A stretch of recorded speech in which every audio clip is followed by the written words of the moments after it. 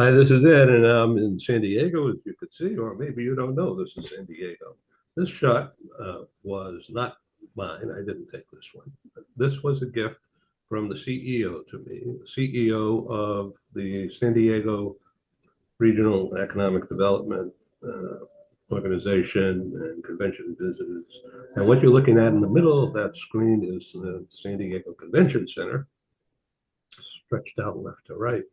And excuse me, the tall buildings behind my head, that's the Hyatt Twin Peaks and the Grand Hyatt.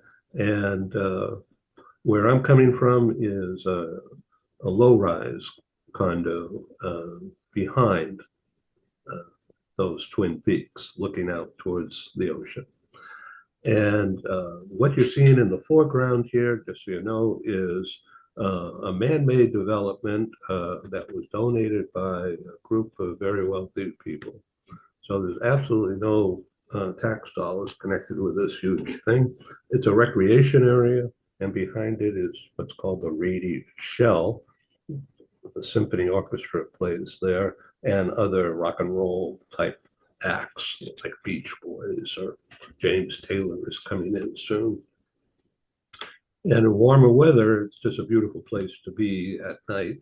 This time of year, it's a little chilly. So that's my story about San Diego. It's a wonderful area to work in and live in. Currently, there has been a building boom, a real estate uh, building boom. The almost every corner parking lot, they're already owned, but many of them have now been developed or are being built on by high rises. The area from where I am in Seaport Village to Little Italy, it's about 12 blocks. And that whole area has become very Manhattan-like with high-rise, 40-story, mainly apartment buildings, a couple of hotels. So there's absolutely been a boom in construction here. They haven't done anything to fix the streets, but that's the gridlock that's going to happen someday, I'm sure. So that's San Diego, and thank you for being on this show. It's a very special occasion for me, and we're going to bring Paul Falcone onto the stage now. And today we're going to award Paul Falcone the Communicator Award, and that's from our publication, Global Business News. I started that award actually with Philip Berry as number one recipient in year 2000. At that time, he was based in Paris for Colgate-Palmolive as a global director of talent development in 60 countries. So it certainly was a communicator. And every year since, we've been giving an award. But this year it's different. We're not having a big hoopla celebration with 20 people on the screen, each about 1 inch tall. We're giving full frontal coverage to each award winner with their own TV show. And Paul Falcone is our winner today. So thank you. Paul Falcone, for many years, has been a friend and advisor and a customer. Uh, Paul Falcone, as a communicator from a corporate point of view, as a CHRO, but with an executive, always an executive view into organization development and people talent development. And that's the reason why I wanted to honor you. Congratulations. Thank you, Ed. Ed, that's really lovely. I appreciate that very much. And there's no one else I'd rather share this with than you and Dr. Kenneth Lloyd, my dear friend. And I think Ken and I can honestly say we wish we were in San Diego with you right now. So there you go. You did a great job describing that beautiful city. It's just gorgeous down there. It's really nice. Thank you. So you guys are from San Fernando Valley and beyond, uh, in LA, and I think all of us are going to have a bit of summer later today with the Santa Anas. Yesterday was Yeah. a different story here in downtown San Diego. It was winter. And but now it's clear blue sky, and I'll be wearing shorts later. But let's talk about AI and what you see, your view, and how it's going to change or already is changing talent development, the acceptance. HR is, I would think, in the lead of a combination of technology and people systems and the C-suite. You're in the C-suite, have been for many years. You're a member of the board of American Management Association, and a much in demand speaker at so many different organizations. So tell us about the pivotal role you see HR, CHRO. Yeah, and you can break it down into organizations such as with 1,000 or more employees and smaller. Paul. Yeah, it's interesting, Ed. And I'd be interested to hear Ken's take on this too, as a fellow CHRO. The funny thing is, since COVID, HR got its proverbial seat at the table. And it was one of those things that says, watch out what you ask for, you may get it. But CEOs realized that the people, remember there was the Great Resignation, and companies couldn't find people, and the local pizzeria couldn't find anyone to wait tables or cook, or it's like there was a vacuum. And all of a sudden, I think CEOs realized for the first time, people really are your most important asset because they may go home at night and they may not show up the next day. And then we pivoted to this idea of remote learning, or I should say remote communication, and everything became Zoom and Zoom fatigue. But the CEOs, all of a sudden, when you poll them, starting around 2023, and you're asking these CEO surveys, what's one of the top 5 things you look for in your senior executive teams? One of the top 5 was emotional intelligence. Now, when I was growing up in human resources, when I was younger, we used to call them soft skills. And they'd be like, soft skills, that's so HR, get out of here, right? This kind of thing. But now all of a sudden, it's one of the top 5 things. Why? Because the communication drives the leadership. The communication drives the team building. The communication style drives the collaboration. And managing the unseen is not easy. So you have to make sure that your people are engaged because you can't see them. And that's mostly going to come from the relationship they have with their bosses. And so the C-suite kind of realized the significance of the communication piece, and HR was the department of the people, right? So it was like, are our people trained? Do our senior executives know how to da da da? Do our middle level operational managers know how to build bonds with people, build their self-esteem, make them do their best work every day with peace of mind? Those were some of the challenges. And HR has been in that seat since COVID. I always said that COVID reintegration phase was probably going to take 5 years at least. So we're talking from when it ended 2022 to 2027. It's going to take time. We still feel the effects of this, Ed. And that to me is real, but that's how HR all of a sudden got I guess I would say the attention it wanted, got its seat at the table. And even as we move into AI, it's the same type of thing. AI is not an IT function per se, but it does rely on the chief information officer. But it's much more about process and understanding workflows and understanding work design and what the roles are that people are doing. It's only when you have a true understanding of that that you can implement AI correctly to make things more efficient. So that's my initial take on both CHRO and the AI piece. Dr. Ken Lloyd, tell us a little bit about the audience out there, about your PhD and how it relates to what Paul was just talking about.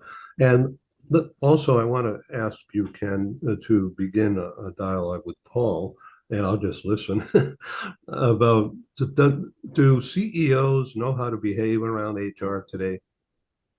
Oh, a couple of interesting questions. Now, quickly, my educational background, my doctorate is in organizational development specifically. And my interest has always has been in people and organizations, whether it's in terms of leadership, training, development, even out to recruiting, job design. If it deals with people at work, it's just had an interest for me. And pursued that at UCLA and then did some teaching over there, and then went into consulting and business writing. In terms of what Paul was just saying, it's so interesting. Yeah, you're right. It used to be talking about hard skills and soft skills.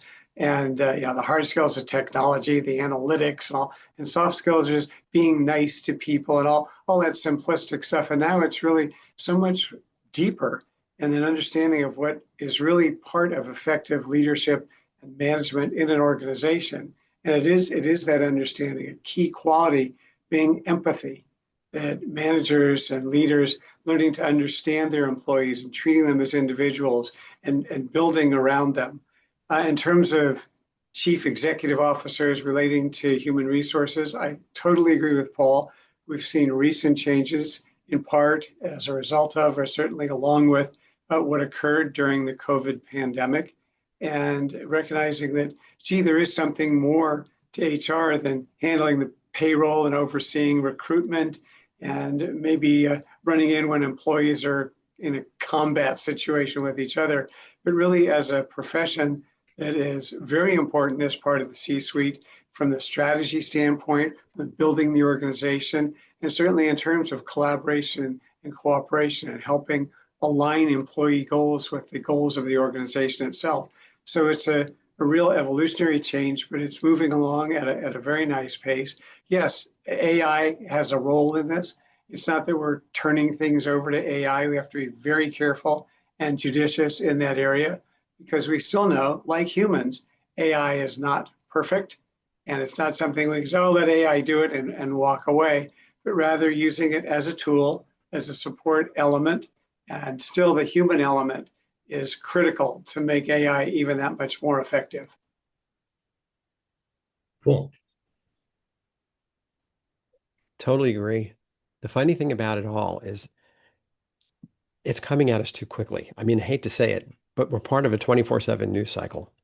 And it seems like everything is so urgent all the time. So, quick thought. In November of 2022, if you had asked someone on the street, what is AI? They might say, I don't know, the Art Institute, right? And then in November, OpenAI comes out with ChatGPT. And by December, there were already headlines that said things like, the world is going to change. This is the end of the world. I even saw something in a fairly prominent magazine at the time that said, no child born today will live to see the age of 8. And I thought, wow, from October, we didn't even know what the acronym stood for, to December, the world is ending.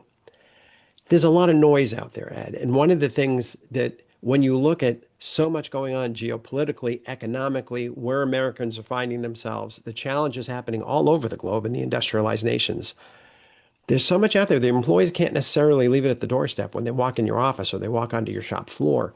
So part of it, and Ken, to your point, it's almost like when you think about emotional intelligence and you correlate it with this idea of empathy or listening abilities or the ability to care. That's where your connection is coming in, and that's what we've not paid attention to in the past. So, yeah, you can Google real quick what are the top 5 priorities of CEOs, and there are a dozen surveys that'll pop up. And you'll typically see, in my experience, emotional intelligence or something along those lines in one of their top 5. But we also know the Gen Y millennials, the 45 and under, and the Gen Z Zoomers, the 28 and under, roughly, they're the most studied generational cohorts in world history. We know everything about them thanks to the think tanks, the university researchers, the big 4 accounting firms, the big 3 management consulting firms. There's like so much out there. And one of the things that they want is they want to work for a management team that cares about them personally. And when you think about that, it's like, that's not unreasonable.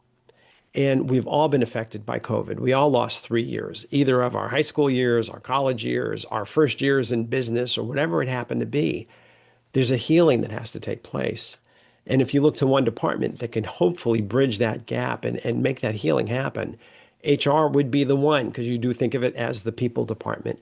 When people, I think when CHROs are looking at it that way, it's like, how are we integrating Gen Z Zoomers, the kids? The 27, 28-year-olds and below, the Zoomers are testing out as the loneliest, most isolated, most depressed generational cohort on the planet, even more so than retirees in retirement homes. And untrusting. Yeah, right. And so the idea is, wait a second, we as the adults in the room, right? Management, not having to do with age. When you're in management, I think we have an opportunity, but we also have an obligation to help this younger generation integrate. They are the first truly digital generation. They don't know time before cell phones and whatnot. This is how they learn. This is how they communicate. We need to teach them to become, not for anything. It's an alienating type of thing. They're not talking enough with each other. They don't have those personal relationships. So I've always said it's like we've lost the ability to sit around the campfire and have the elders pass wisdom down to the younger generation. That's what the staff meetings are for now.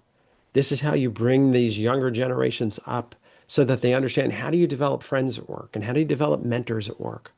Because once they're integrated and their hearts are into it, it's so much better an experience. But it's hard because people are still working remotely, 2 days a week on average, or 3 days a week, depending on what industry you're in. And that's not enough. They're only going to develop these personal relationships when you realize it's the human connection that counts. And the final thought on that, HBR, Harvard Business Review, wrote a book. One of their books, I think, is called On Teams. But the book basically said the effectiveness of a team can be directly correlated to the amount of time that team members spend together doing non-work related activities. Read that, the holiday party, the company picnic, the quarterly meetings, the monthly those social elements are so critical to team success because people start to get to know each other and trust each other. Paul, you've been doing a number of speaking engagements. I follow you on LinkedIn and HR type organizations, but all over the place.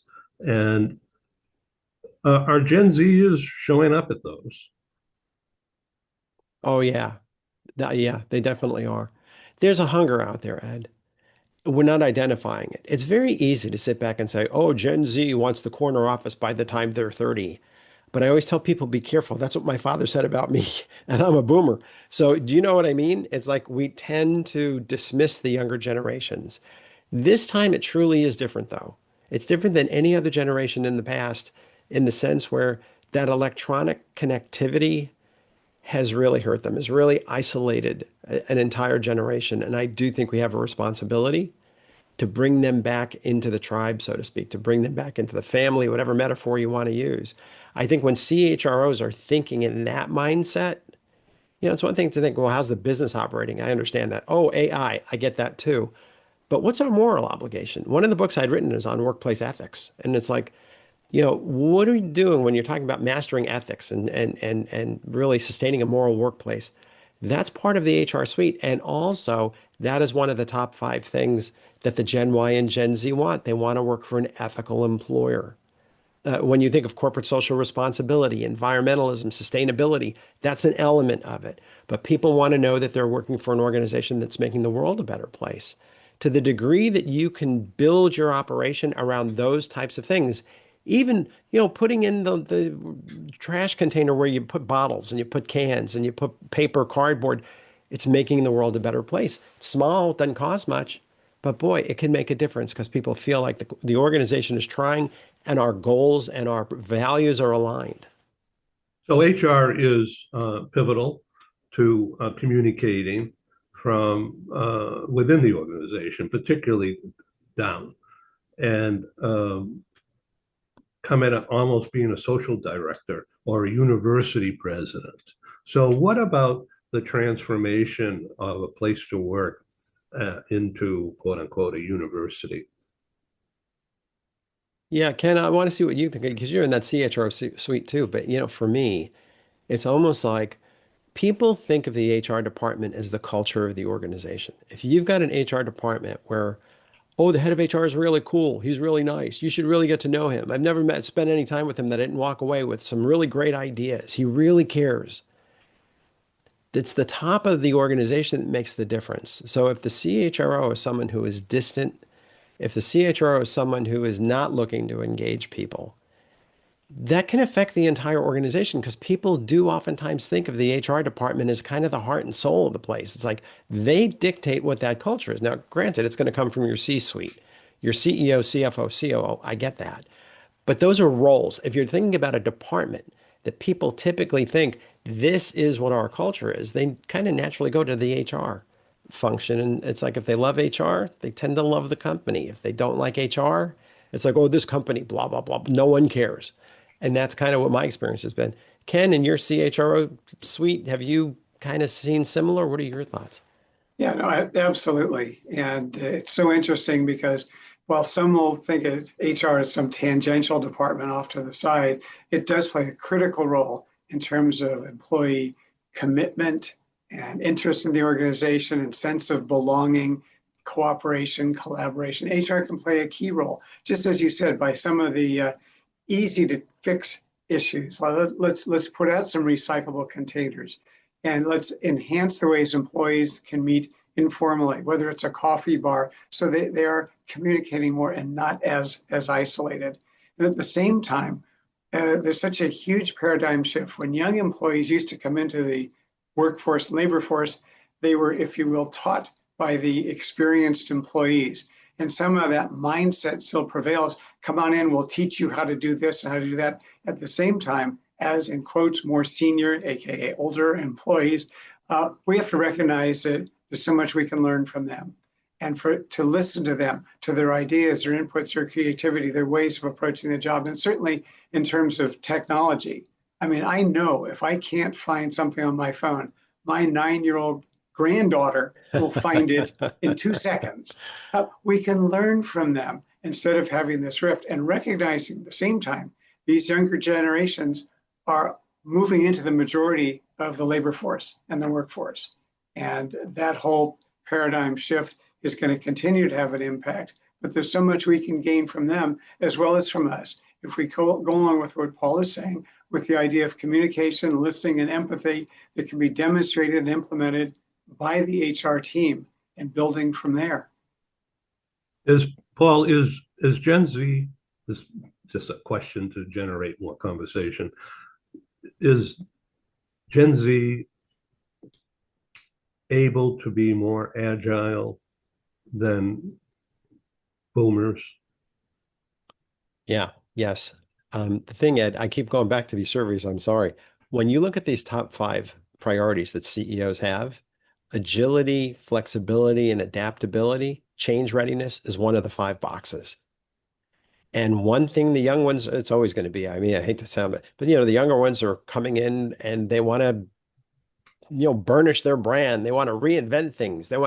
There's a natural inclination there for them to call it and say, you know what, we could be doing things differently. You just have a management team that has to listen to that.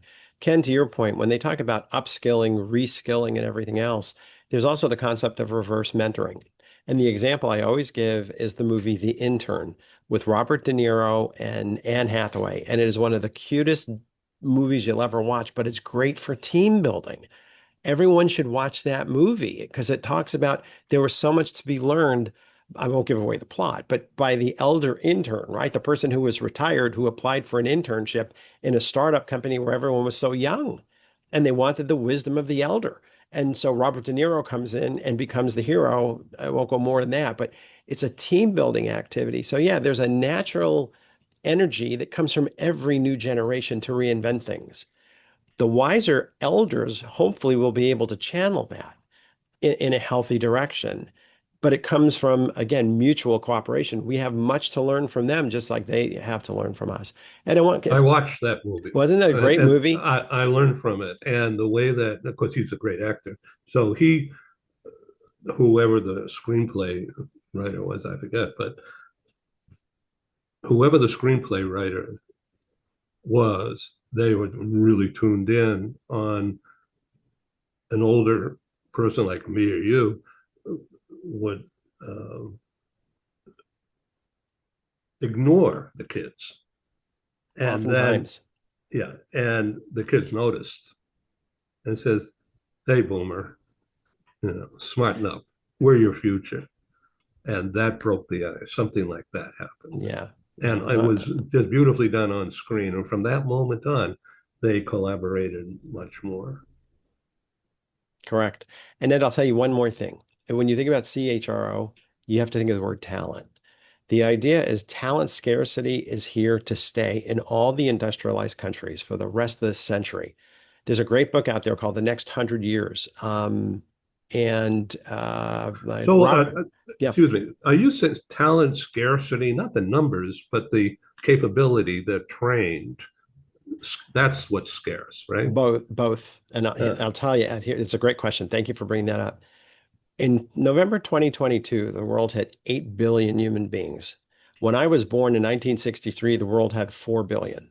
The world doubled in one lifetime, right? Because of medicine changes and everything else.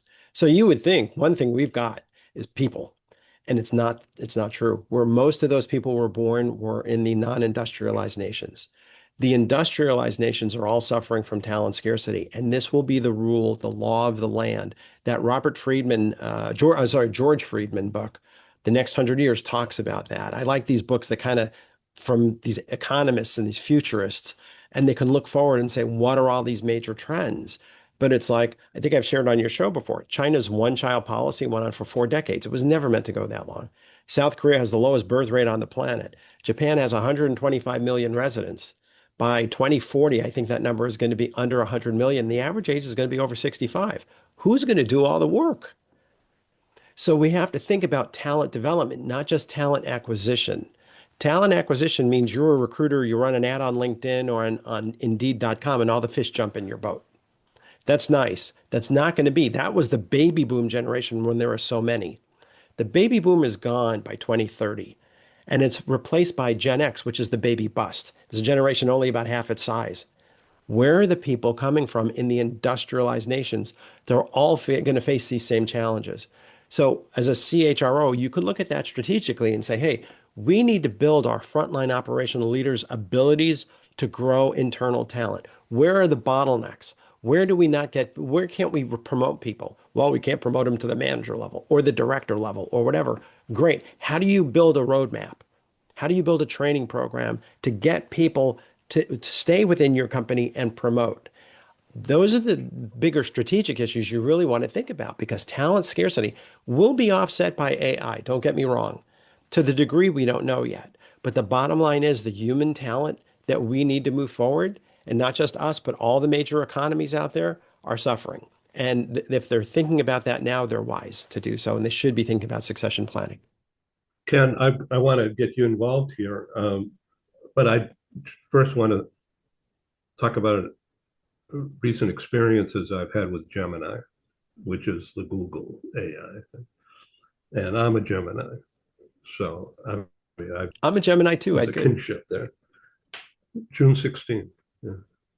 May 30th. Good. Yeah. I was born in 45, by the way. Okay. In 63, I was a senior at Brookline High School. Fair enough. Holy shit. What am I doing here? So anyway, the culture of agility, the bridge, I'm reading this stuff, the bridge to building, the shaping, the next business strategy, driving transformation. I've learned trial and error with Gemini through how to prompt the Gemini to say, help me understand ABC. And this one thing comes out 30 seconds later. And I got to tell you, it's worked for me. I have to read it and rewrite a bunch of it, not all of it, to make it fit. And I actually enjoy doing that. And I learned from that. And I was given an assignment, I'll be real quick here, by a London publisher who once attended one of my London meetings in person 5 years ago or so, almost 5 years ago. And we've hit it off and remain in touch. So he's a publisher and owner of this glossy magazine called FDI, Foreign Direct Investments. And President Trump, for better or for worse, has created a boom industry of companies and governments investing buying land in the US. And now data centers are growing on this acreage. There used to be farmlands in rural areas. And so that's foreign direct investment. And so he asked me to write an article about how the relocation industry, employee relocation industry, fits into FDI in the US. And so I'm working on that right now. My deadline is Monday morning. This will be the 5th article that I will have written for this guy. Basically all in the same topics, just different topics. So I asked Gemini to help me understand the relationship between foreign governments, foreign investors buying land in the US, and how it ties in with the local economic development people, LED. So FDI, LED, local economic development, and the organizations and agencies that are plugged into developers who will build something. And then that means job creation. And the tie-in that I'm talking about is the trained real estate broker and relocation mobility management company who can help people find a new home in this community, whether it's in Kentucky or Arkansas or Palm Springs, California, who knows? It's all happening in all these places and beyond. And so I have people now, because of what I asked Gemini to help me with, following through on Gemini's instructions. And I'm going to get the credit of pulling this thing together. Fascinating. Ken, what do you see with Gemini or Chat GPT relevant to what Paul is talking about? Now, Gemini has certainly gotten a lot more attention lately, and there are some corporate leaders that really prefer it over ChatGPT. It's interesting to see how this will play out. I think we still need to be careful and recognize that these AI services can really help provide us with a great deal of information, but it still should come through us, through our filter, through our analysis, through our thinking, through our emotions, through our understanding, because it's not perfect, not that we are, but what a great tool of support to at least get you started on where you want to go.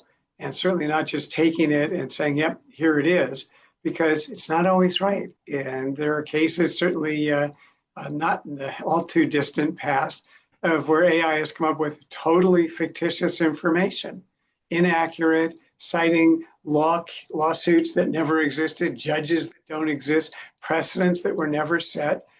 There can even be some discriminatory comments in there attributing certain roles to females. We just have to use it as an additional tool that'll provide us with information that'll help us make whatever product, if you will, intellectual product that we're trying to develop, all that much more effective, but not to say, here it is. Just like schools are being extremely careful now in making sure that the work that students turn in is not just AI generated. And that's going on out there. And now there are actions being taken by the schools, other kinds of resources that they're using to see if the document or information that they've received from a student is simply AI talking and not the student. It's better with the human element, and combining the two, that to me is the future that we should be seeking, not just strictly, oh, let's just do this and move on. We're really going to cut the effectiveness and quality of whatever it is that we're developing. Well, Yeah, Ken, I totally agree. Ed, to me, it's a shakeout right now. Next couple of years, we're going to see where it goes. You know, we hear about Silicon Valley laying off 10,000, 15,000, 25,000 people. To me, that sounds very premature. And I'll tell you why. You can look at a job description. Look at Paul Falcone's CHRO job description. Can you capture that in AI? Probably. Everything that this guy does on this job description, I can capture in AI.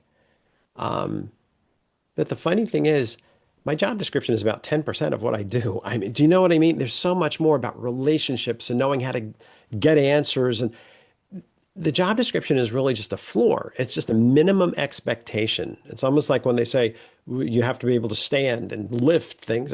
It's just a minimal document. And I have a feeling they're moving too quickly. There's been this rush since 2020, late 2022, 2023, whatever it was, to really kind of get rid of all this headcount, especially of engineers and computer people. It's like, wait a second, slow down.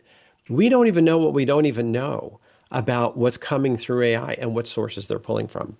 From what I'm reading, and again, as an author, I've written 17 books, I'm hearing from my publisher about, there's intellectual property theft out there and there are lawsuits that are going on. Now they're talking about the fact that there's so much AI being generated so quickly that it's cannibalizing itself. That what you're getting from Google is pulling off of Copilot, is pulling off of ChatGPT, is pulling off of Claude. And it's like, where's the original content going to come from? Because it's just proliferating so quickly. Ken, to your point, not only are there ethical considerations in the AI, but the bottom line is you don't even know if what you're getting is correct. So you have to vet it. I know the story you're talking about, Ken, where the lawyer went before the court and put this out there. And it's like the case law he cited wasn't true. The judge wasn't real. They threw that guy out. I mean, you could lose your bar license if that's what you literally bring to court is an AI generated defense or an offense or whatever it happens to be. Point being that it's in its early stages of infancy. We just learned about this a couple of years ago. Before you start jettisoning all your, safety procedures and everyone, I don't need people anymore. Oh, we're going to talk about the first person $1 billion or one person $1 billion company. It's like, slow down. It would be nice to think that, well, yeah, I don't need an administrative assistant. I can do this on Claude. But I really don't need a marketing person either. I can do that on ChatGPT. And do I really need finance? Maybe I can do that on Google. Before you know it, you don't really need to be a CEO either, do you? There's no need for the business owner. You might as well give that over to the ChatGPT too. So I think we need to kind of take a collective breath. And I think companies that are moving too quickly in that space are going to be rehiring because what they're realizing is they're cutting into the bone way too quickly. And to me, it's almost like a lemming strategy. Everyone else is cutting, so we're going to cut. They're not necessarily seeing it through the right way, my humble opinion. We'll see. Well, I was reading earlier today, as I mentioned, I was up doing a little research on this, and I found this AI, how, I'm going to read this, how is it changing the CHR role, shifting from process to a product mindset. There was all about CHROs talking to each other, and they were thinking that this is the role, the coming role, or an enhancement of what already is going on with CHROs. HR as a product, not a process. Does that make sense to you? Yeah, it does. Let me give you an example, put some meat on those bones. A friend of mine who's a CHRO said, Paul, you know what? I needed to create job descriptions. I'd never done that in our company. And I was able to create job descriptions for all couple of hundred employees, a couple of hundred people, but X amount of job descriptions, right? And then I thought, well, let me create job advertisements because when we advertise, we can do that at the same time. Well, while I'm at it, let me kind of create a list of core competencies. Well, while I'm at it, let me kind of generate a performance appraisal template for these particular roles. And she said, before you know it, I spent 3 days totally in this, and I did work that would clearly take me adding at least one member to my team, and it would take them a year. And I did it myself in 3 days. Now, granted, I've got to vet it all. And once I do that, I have to send it to the department heads so that they can vet it, et cetera, et cetera. But the reality is that's how AI is going to come in. It's going to come in incrementally, Ed. It's going to increase efficiency. Yes, there will be positions that have to be eliminated because we don't need them anymore to a degree. But it makes it sound like everyone feels like every job in this country is going to be eliminated by Tuesday. It's not. It can't go that fast. It would be a major mistake. And I don't want to see companies moving so quickly through this that they find themselves out of business before too long. So again, my logic is, yes, look for the areas where you can implement AI, but you've got to understand the processes because it's all about workflows and work maps to have the product. And the product is the job description, the job ads, the performance appraisal template, the blah, blah, blah. It's helping HR people get through what historically has taken a year maybe to create an end product and create that product in a week. And they have something to show for it. So that's really, really cool. On the other hand, it is a destabilizing type of factor, and it does make people nervous. So these are the times we're in. In my research, in prep for this, not every day, all day, but I've run into so many commentaries that say HR is not your friend. Be careful. Well, HR is a corporate role, of course. Do you want to get into that? Yeah, Ken, I want to hear the author talk about you're so into performance management. Tell us, what do you think, Ken, about that one? I've got my opinion too, but I'd love to hear yours. Well, I think, as in any organization, there are individuals who are, quote, not your friend, whether they're in HR or whether they're in accounting or whether they're in finance or any other area. To cast that as an overall descriptor of HR to me is a gross inaccuracy. I think, just as Paul has said earlier, in many cases, HR is actually the exact opposite. And they are there to help the employees, support them, listen to them. They're truly a sounding board to come on in. What new ideas do you have? And I think in an organization where leaders are saying HR is not your friend, they may be projecting a little bit. Maybe it's just their own personality, their own approach to work, and they're seeing it because they're so familiar with it in other departments, including HR. Sure, are there some HR departments even today that are stuck on let's focus on the paperwork and let's redocument this, let's do that? Sure, just like there are managers that, yeah, they'll say, yeah, I use the Google, they don't know what, they're out of touch. Yeah, that's going to be part of it. But as an overall theme and trend, my view is that HR is the exact opposite, certainly in companies that are operating successfully. And if there is what people regard as an unfriendly HR department, they're going to see issues in terms of employee commitment, performance, productivity, loyalty, turnover, because HR will really accelerate those problems if they are regarded as unfriendly. I don't know. Paul, what do you think? Yeah, Ken, I totally agree. Ed, I'm going to go back to communication again. Where people see it is if you're the manager, you say, well, HR never lets us fire anybody in this company. Truthfully, it's because the manager didn't do it right. There's an element of progressive discipline or failed performance reviews or some kind of written notices. You can't just fire people. It doesn't work that way. So that's where you can see frustration. Or you can see an employee who goes to HR, confidentially, quote unquote, and then it blows up because they said something that HR had to act on and they didn't want their manager to know. And now HR went to their manager and all this drama kicks out. Again, communication. HR has to be able to tell someone who comes in to quote unquote file a complaint that before you go forward, I may have to disclose this depending on what it is. If it has to do with one of three things, I always said, number one, like harassment, discrimination, retaliation. Number two, potential violence in the workplace. Number three, a material conflict of interest with the organization's interests. I've got an obligation to disclose that. I can't sit on it. So before you say anything about talking to me, quote unquote, off the record, you just need to know that I might not be able to sit on it and keep it confidential. What are your thoughts? And then it puts the burden back on the employee, who at least keeps the employee in control. If the employee wants to share at that point, they can. They don't have to. The thing too, Ed, to keep in mind is HR is not a union. The union is there to support employees 100%. That's their definition. HR is meant to be more of a 50-50 role. It supports the management. It supports the employees. People get into HR because they quote unquote like people. They genuinely care as a rule, but it's not 50-50. If anything, it's 51-49. It's always going to skew in the favor of the company, not the employee. Why? It Because has to, HR exists, right? right, to insulate the company from liability.